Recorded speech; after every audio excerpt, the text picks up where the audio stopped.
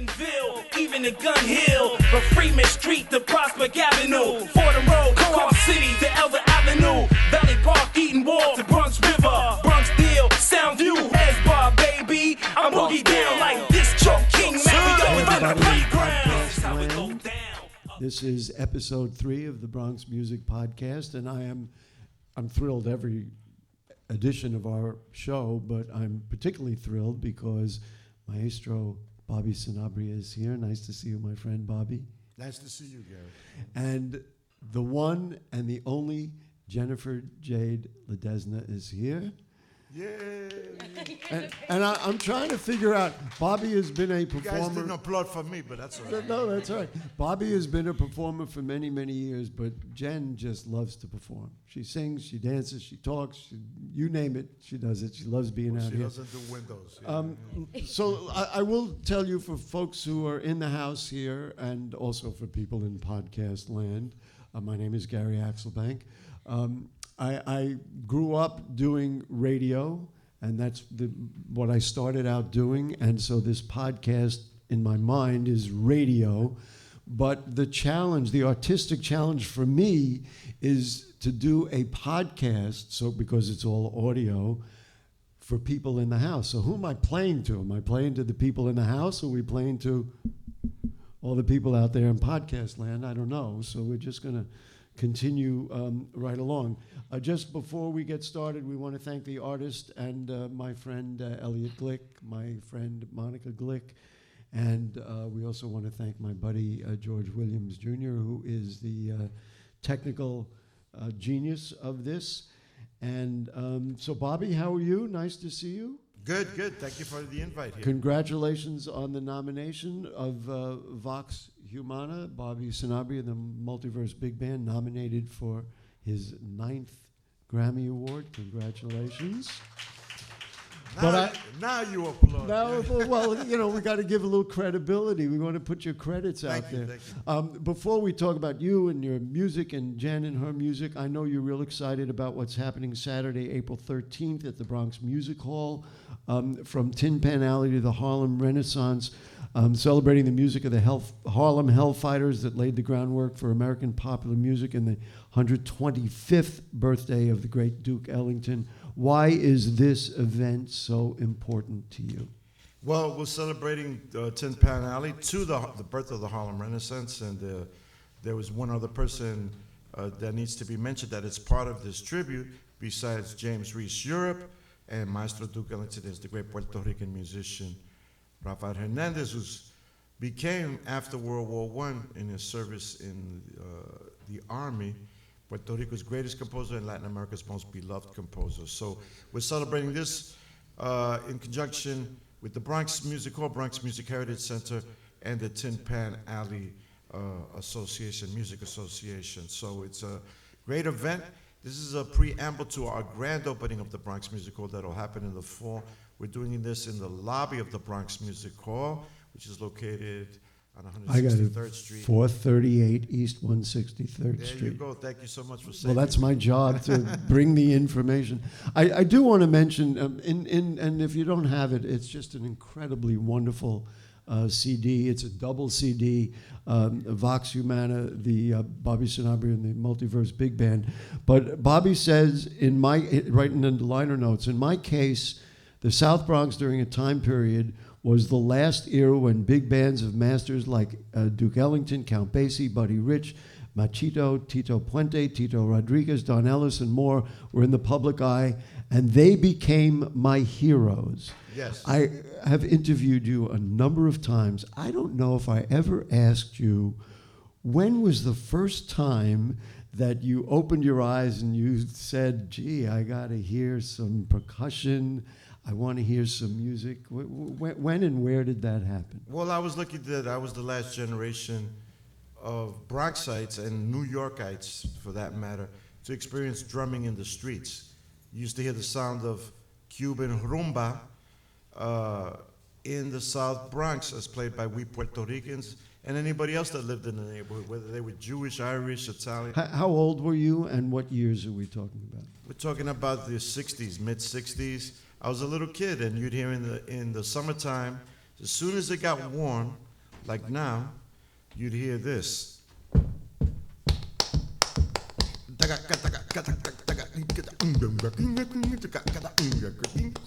The sound of conga drums in the park. It was like the soundtrack of my life when I was a kid. And then I was lucky because the neighborhood I grew up in, the Mount Haven section, in the Melrose Projects, was predominantly African American. So we heard everything from funk, soul, R&B, jazz as well. And I was besides growing up with salsa from Cuba, our native Puerto Rican forms, bomba en plena in my home, aguinaldos, etc. So I lived a very privileged childhood from the musical cultural standpoint, and I'm the beneficiary of that. I'm just an example, I'm just a representative of my environment. And I'm so glad that I grew up in the South Bronx at that time period, even though it was very volatile because of the burnings of the buildings. Which was several years later. When did you have an instrument in your hand?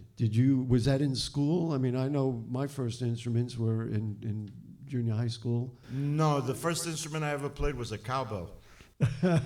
More cowbell, please. More cowbell. Yeah, in one of those rumbas, I was a little kid, 11 years old, 12, and these guys were playing, and there was another kid there, and he couldn't keep up with the rhythm on the cowbell. So I'm watching, and I'm going in my head, man, I know I could do this. And finally, I got the gumption to say, hey, I could do this. So they let me play. And when I played, I was playing in time, but the cowbell sounded like crap, to use a descriptive Bronx term. And well, we have other terms for that, but you can go with crap. Yeah. So one of the guys stopped the drumming and said, I knew he couldn't do it or what. And another gentleman there that lived in my building, I always remember him. He was a black Puerto Rican gentleman who was an electrician. He was playing.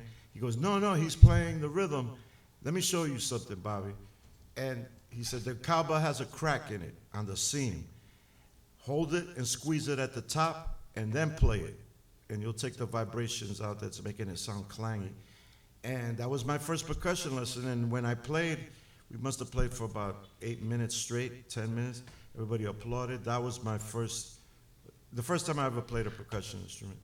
Isn't that amazing? It's an amazing story, especially because, and Jen will get to you in a moment, you once told me when we were doing a TV interview, you said, everywhere I go, everything I do, I hear a rhythm. And I asked you, really? So we're sitting here on TV doing it. I think we were doing the West Side Story interview at the time because you had done an interpretation of West Side Story. And I said to you, are you hearing a rhythm right now? And you said, yes. Are you hearing a rhythm right now? Well, yes. Me and Jen are going to perform in a minute, so we're going to do a little bit of bolero rhythm, which is the slow, romantic, rhythmic feel that's used for ballads in Cuba.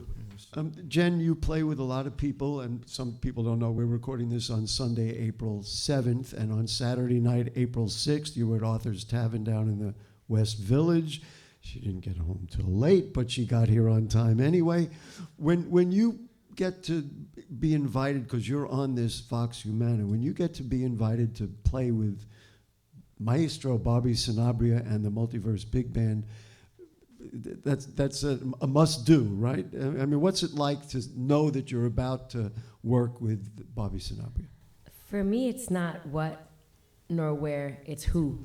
And anytime that he calls upon me for my service, I'm available because he's the cat. It's my chosen family, and it's an honor to serve.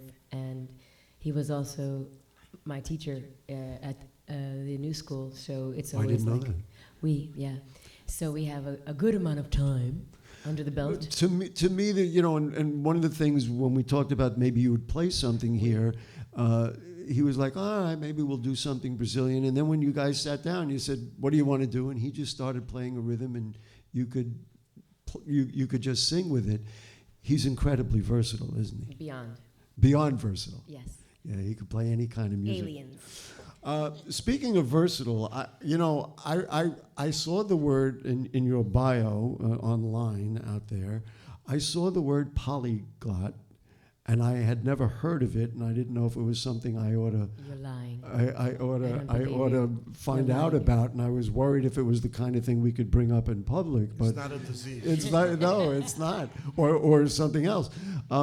You speak how many languages? Fluently 4. I understand Italian, and I'm learning Arabic now. How? I don't know what to say. Were you always multilingual in that way? My nanny is from Nicaragua, so in the house it was English and Spanish all the time. And then I ended up going to Brazil. I remember the summer before I graduated from the university for like 3 weeks, and then I went back for 3 months, and that was that. And that opened my ear to French. But I went to the Performing Arts High School, LaGuardia, so we had to sing art songs since freshman year in different languages. So by sophomore year, we were singing French already. Listen, And culturally, she's half Dominican, half Puerto Rican. What are the 4 languages? American English. Which is a different sort of English. Dialects yes. up in here, specifically Bronx. But I digress. Yes, Spanish, French, and Portuguese, Brazilian Portuguese. I think when we did a TV interview, you were actually in Brazil at the time. You traveled, frankly, she came back, and I don't want to say she came back to do our podcast, but she was literally all over the world. Talk about playing and singing in international places. Well, and for example, versus, let's say, being here on City Island in New Actually, York. it happened last night. I was like, why is everyone so calm in here? Because I work in a cave that I refer to as the zoo. And we go from 11 p.m. till about 5 in the morning. Where is that? In Paris, so just one street in from the Seine by Notre Dame in Saint Michel. Nina Simone used to work there, and all these great artists in the past, and it was their jazz spot in World War II, basically. All the soldiers would go there and get entertained by Louis Armstrong, et cetera, et cetera. And yes, so we go all night. And it's 10 singers on tap and just rotation. You never know when you're gonna go. And the audience is wild. And my mom was like, I don't like this place, it's the zoo. But I'm like, come on. So after there, coming here, it's like, why is everyone so... Well, we didn't get started yet, and they look at it. I have to hand out vitamin B at the gigs or something. Like, here, guys, it's vitamin B. Well, because you got a lot of energy. Do I? Well, we know that. We know that to be true. And let's ask you the same question about music, and when did music become important to you, and when did you realize that you had this voice? And I have to tell you, we did a little sound check before, and I almost had tears in my eyes just listening to the sound of your voice. It's just so beautiful. But so when did you get started? What did you do? I've always been a fan of making my share of bread, as we would say. So every Friday, the first Friday every month. She wants to get paid. Let's be clear. I would tell my mom and my dad, may they rest in peace. I'd say, look, guys, I'm gonna throw a show, and there's some VIP seats, and so if you want to come to the show, you gotta pay. And so my dad would give me like a 5 for everybody, and then I'd do a gem scene with my dolls, and then the side B of the cassette. And how old? Golly gee, I can't comment on that. Young. No, I don't mean how old you are now. I want to know how old you were then. Darling, if I said gem, you can do the math. So side B of the cassette tape was instrumental, and I'd just do the latest hits from Gem, and I'd collect my money. And that was when I first started singing. Then I went to St. Dominic's. But when did you say to yourself, "Wow, I can actually do this"? No. I mean, you said, look, I started singing, and people say he sounds like a bad Bob Dylan.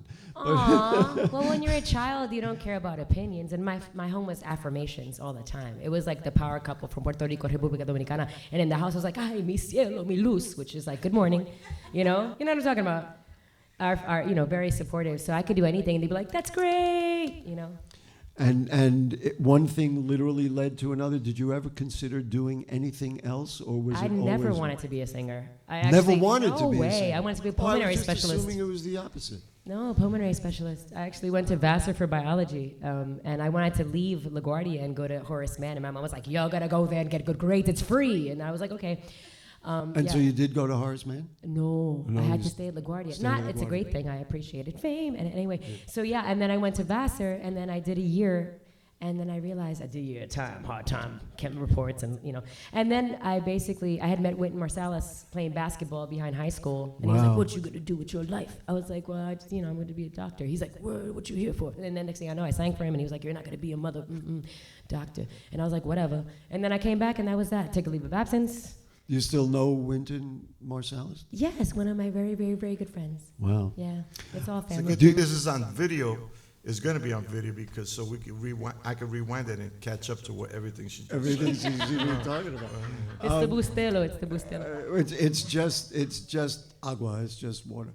We're having tea. It's tea time. It's darlings. It's tea time. And at what point did you say, "This is what I do"? Or it just There came was a to moment. you? There was a moment. There was a moment. My late great mentor, Mrs. Anna Ext, she was amazing. I was at Vassar and I was in vocal peril at the time, so I could only keep one show. Vocal? Peril, which means I was up all night doing these chem reports and the biology reports, and I was singing on empty. And I got, swollen, like super swollen. I had to write things down and like show people. Wow. So I kept just one show, Pippin, and I remember we were in tech, and it might sound histrionic, but that day, we were in rehearsal, everyone's like chilling, holding the pose, and a door opened and a light shone.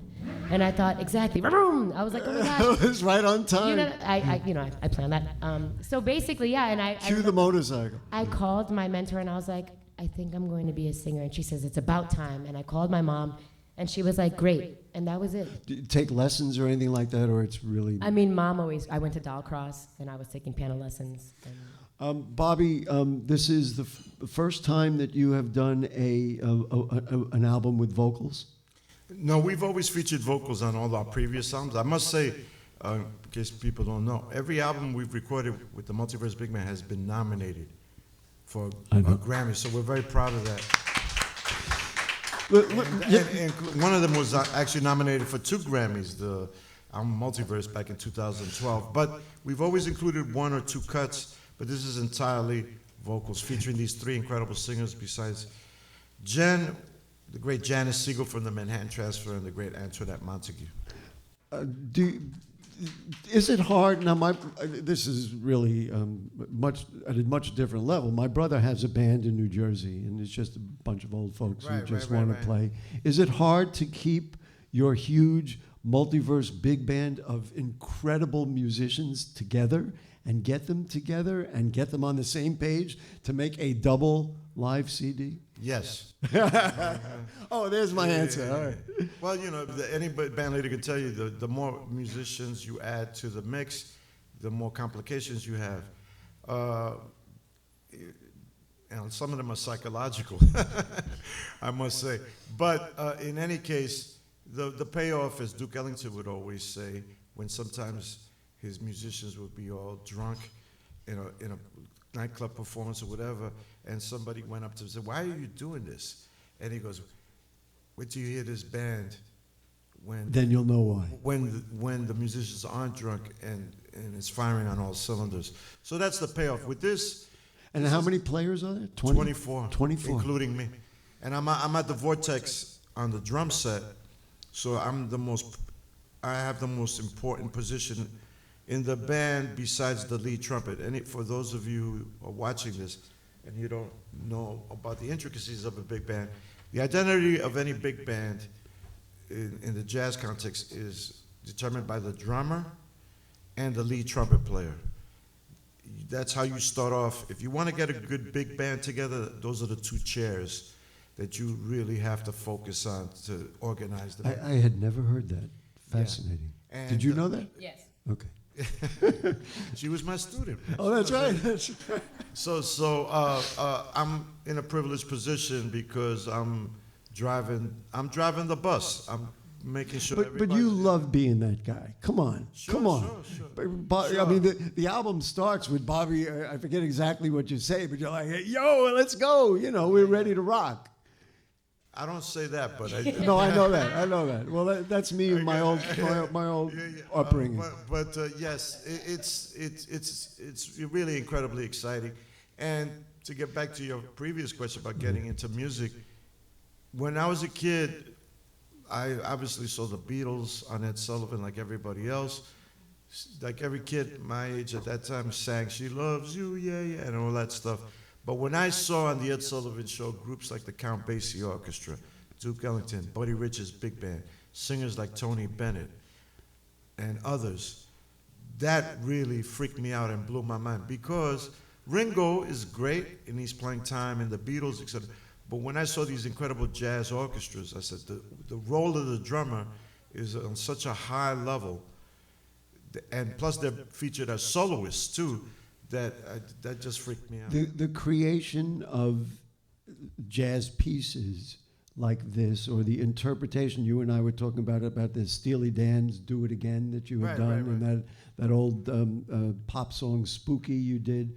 But the creation of the music, how much input do the musicians have, or do you kind of script it and say, well, this is where we're going? Well, the secret of any big band is found within the talents of the arrangers who orchestrate the music for the musicians. But you have to give, and then I do some of the arranging, but then in my position as the leader, I assign certain things to the arrangers, and then I sculpt it to my liking. Sometimes subtracting, sometimes adding. Working alone or working with the band members?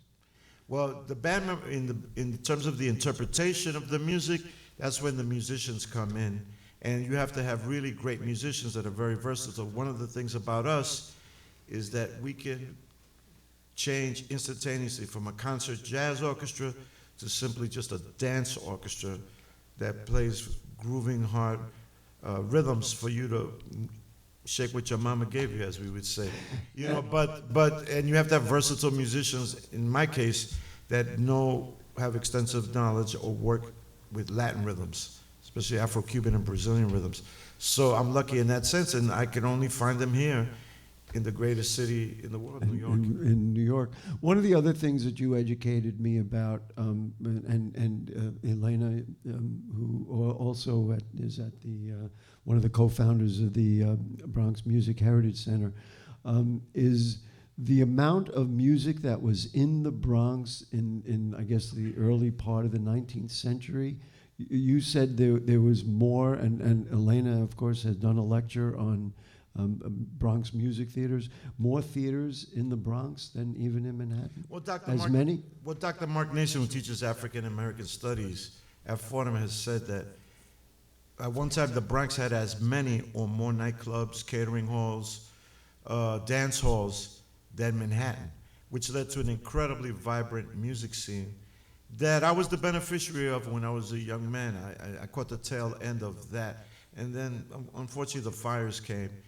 They destroyed the South Bronx over that span of 10 years, unfortunately, from the late 60s into the 70s. But yeah, the scene here in the Bronx, and I must remind Bronxites who are watching this, the way most people look at the Bronx, especially the South Bronx that are outsiders, they look at it in terms of usually fear or like disappointment. In other words, yes, it's not of course. It's not a destination Well, that's first on their places to visit. And I tell Bronxites, especially those who have left the borough, that you don't understand. You come from a place of greatness that where Dr. Mark Nason again has said more forms of music have been nurtured in the Bronx, particularly the suburbs, than in any other place in the United States. Well, that's why we're here at The Artist on City Island as a perfect example of that. Jen, how did your singing change? Has it changed, or is it the same singing when you were back there and they told you you're going to stay at LaGuardia and you're going to keep singing? I mean, I'll give you a basic example. I was in Madrid at the top of March, and it was the first time I was. I love how she just drops that. Oh, by the way, I was in Madrid at the top of March. So basically, I chose a place near the school, and I took my first flamenco, I took cajon. You're going to be so proud of me. Going to be. That's cajon. Pero tú sabes, but rhythms are the rhythms. Rhythm is dance. And so anyway, basically, the cajon, I took some flamenco dancing, and I took the singing. And it's always like, even last night, I felt so like sparse. even though I'm amongst friends and I'm in my country doing my thing in my hood, the West Village and vibing, I felt like, man, if I could only access this other stuff. So there's What do you mean by that? Well, when we talk about singing and changing, sometimes you wish you could sing a certain way so you can put it right into the pot of the stew and then serve it, but it's a slow broil, So I was like, how do I thicken the roux to include the genetic memory of my Spanish heritage, which is my mom's background, Canary Islands, via Puerto Rico, etc. And I've done work in other aspects of other things, but this is something else that was like yearning to me. So that kind of like ignited this like thirst within my spirit that I'm living with now, and I'm telling you all now, so you have to hold me accountable. It's on the record, my dear. On the record. And is it something that you consciously deal with, because the way you've described it is somewhat metaphorical about the pot of the stew and all that stuff, or is it something that you start to feel? I always love to get into an artist's muse and how that works, and we're trying here. You're doing. Trying. You're doing. There's no try. There's only do. I will say that, because I believe that everything is. The late great Benny Powell used to say to me that everything's inside of you, and then you just have to awaken it. Because we're all the same. It's just a matter of where you decide to be, and you sprout that flower. So for me, it's just like, what was the question? Well, the question was whether you consciously make a change Yes. in the technical aspect of singing, or it's one of those things that everything. Every country that I move to and put the seeds in the soil, it's deliberate. It's deliberate. Bless you. Yes. Because there's always a connection to the precipice of what I want to feed for the future and what I'm interested in doing, just like the languages that I learn as well and the dances that I try to learn. We're going to have both of you play something, but how often do you sing? You sing every day? You wake up in the morning and sing? Do you perform every day? I know you you perform all over the world, but is it literally every day, or do you take a day off? Somehow I can't picture you not singing. I have to say that. Like, I can't picture him not with rhythm, I mean, I don't think humans ever take a day off because the heart is beating. So there's always a reception of energy in the sponge of being alive. So everything's going to be utilized. Well done. Oh, merci. You know what? I practiced that for hours. You know what I have to tell you about that? When you just said that, for me, who deals with television programs and guests and different interviews, what you said is true. You never stop doing that. No. All right, are we ready to? Bobby's always ready, and you're always ready. Because I will tell you, when they said, "All right, what do you want to do?" and they both just started, and so, Bobby, you want to introduce something, or Sure. what do we But want to say? before we do, I'd like to mention also that the day before, on April 12th, we're going to have a great group, Ricardo Pon's Boricua Jazz Quartet, also at the Bronx Music Hall, in the lobby of the Bronx Music Hall, because the theater is yet to be completed. We're still in construction, but the lobby is huge, and that's where the Multiverse Big Band is going to be playing on Saturday the 13th. But on the night before, the great Ricardo Pons, saxophonist, flautist, with his Boricua Jazz Quartet. Boricua is the Amerindian name for Puerto Rico, Yes. or for Puerto Ricans. Borinquen is the original name, land of the gods, land of the brave men. But April 12th, Friday, it'll be at 7 p.m. Elaine is here's proof that we're in a live audience here. Did you want to add something to that? Boricua presents Jazz Boricua. Okay. Okay, go ahead. Once again, That's why we bring. She's the co-founder of the Music Center, and we bring her here. that's all right. I stand rejected. Again. No. I- No, corrected, not rejected. Boricua, this great organization that's sponsoring a lot of concerts featuring Puerto Rican artists, is presenting Ricardo Ponce Jazz Boricua on April 12th, Friday, the day before, at 7. We'll be at 4 p.m. the next day in the Bronx Music Hall lobby, both events. And at 4 p.m., the event on Saturday opens with a lecture about these three incredible gentlemen, James Richeur, Rafael Hernandez, and Duke Ellington. And then at 5:15, we come on with the Multiverse Orchestra. So And so your band is going to play. Yes, in full force, you know. And, you know, what Bobby says when he starts a concert, or I know in his head, he says, we're going to do this and we're going to take no prisoners. That's how you approach it, right? Always. I know he does. Yeah. I know him long enough. All right, so are we going to play something? Sure. You brought your... Well, you'll see me phone? playing drum set on Saturday, but here I have a interesting instrument. You know, I'm all about the history and educating people. This instrument, everybody knows, in English people call it bongos, but the real name is bongo, which is an African-derived word from the Efik people in southern Nigeria that were brought to Cuba, as well as the Yoruba and the Arara and the Bantu Congolese from Western Central Africa. The Efik were from southern Nigeria, and in their language, the word bongo means the truth.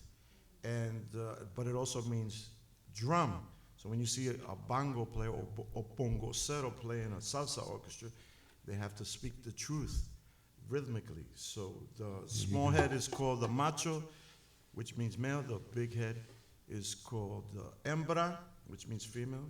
The macho talks a lot, but the female... It's got the soul. Always commands. You know, there we go. Jen, when he started talking, I saw you sat back, because this is what we get from Bobby Sanabria all the time. I never On know what I'm going to WBGO, learn. I always that's learn what he new does. things. It's so cool. Every day. So do I. just to finish off, this is a uniquely Cuban instrument. It's African inspired, but it's what we call un instrumento criollo, which criollo in Spanish, or Creole in French, means of the colony. So this was born on the island of Cuba in the eastern part of the island, particularly in the city of Santiago. So there you got the 411, son, as we say in the Bronx. So, Jen, do you want to introduce the song, or go ahead? It's all you. It's crazy You don't that need me anymore. You guys can handle The this. fact that you said truth, this is a song I wrote eons ago, and we premiered it live at the Kennedy Center off the Truth album. Wow, that's cool. Universe. The Truth album. So it's called the Regresa, which means return, and he never did. All right, so how would you like this done? Rare, medium, or well done? Medium rare, because I spend time in France, so, you know, can't have it well done. Okay. Need a little blood in there. Here we go. 1, 2, 3.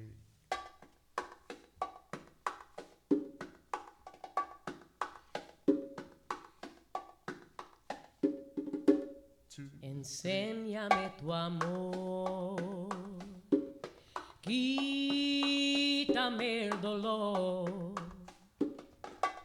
de amar con estas lágrimas, mis memorias de tu voz. Abrázame porque me estoy cayendo en esta gran tristeza que yo siento. Saber que es vivir sin tus besos, cada hora me estoy muriendo. Cuando me duermo, sueño con la vida que quería tener contigo. Y después cuando me despierto, quiero cerrar mis ojos con el olvido. Porque en realidad tú no estás a mi lado. Cada noche yo rezo para un milagro, pero tu ausencia es tan larga. Ojalá que un día tú regreses para curar mis cicatrices. Mi corazón con su canción desesperada, amor por ti se queda.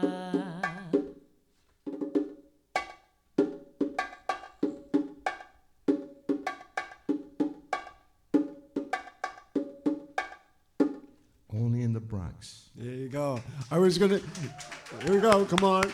Let's give it up. I was going to say, boy, that is Bronx music if there ever was Bronx Of course. music. What neighborhood did you grow up and live in here? In the Morris Bronx? Park Avenue, the Sicilian neighborhood. So How it's you not doing? too far from here. Yeah, you know, that was it. Bobby, so are you working on something next? What's next? Oh, one thing I wanted to mention. This was a live recording, right? Yes, when you hear this recording, you'll be transported to Dizzy's Club Coca-Cola in New York City, which What a happens to be great my place. favorite jazz club to play in New York. And it was done live, no jive. So what you hear is what you get. And I must say, I'm so proud of the musicians, Jen, Janice, and Antoinette, because they just freaking rocked it that night. It's very dangerous to do a live album. When you hear live albums in the pop music world, the rock music world, they're usually a compilation of the best takes from a tour. Right. And in this case, it was just one night. One night. One night. All three singers were there? Yes, indeed. Wow. And so on some cuts, they're all singing, etc. Why are you reacting like that? Ooh, golly gee. It was a high time. Because, you know, we had, like, Friday, I hadn't gotten, like, the full arrangements from certain cats. And so it was almost like, here we go, jump in. The thing that I love about Maestro B is that he trusts you 100%, sink or swim. So if you end up drowning, that's on you. Wear your floaties, figure it out. Oh, so there was a little bit of pressure to live A up lot to of bit that. of pressure. Because by the time we hit the Sunday shows, it was a Father's Day weekend. It was 6 cameras, the live audience, and the recording. So it's like triple. And it was live streamed as well all over the world. Yeah. So everybody, you know, I mean, it's funny. People ask me, do you still get nervous when you go on stage? We all do, but the difference between a pro and an amateur is a pro takes that nervous energy and uses it to their advantage. There you go. It's not like I'm in the backstage going, oh man, I hope this goes right. I'm going, man, let me out there because I'm ready to do it, like going into battle, you know, so pumped up. Last question. You mentioned on here that it's a biographical work. What did you mean by that? Yes, because all the music I selected to record on the album represents some aspect of my life growing up in the South Bronx. That's why the choice of tunes that are on there. And it's a panorama of my experience growing up in the South Bronx.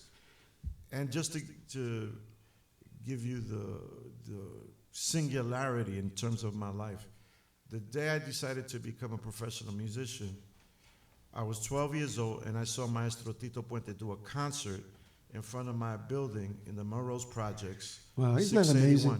Right on the corner of East 153rd Street. Wow. And not only did I see Maestro Puente, I saw the great Machito Orchestra and Ricardo Rey and Bobby Cruz, his orchestra at the time, who had the hottest salsa band of the younger generation at that time. So when I saw Maestro Puente come out and do Vamos rumbero que la rumba ya va a empezar, Vamos timbero que la rumba ya va a empezar, I just said, that's it. This is what I'm going to do for the rest of my life. Wow.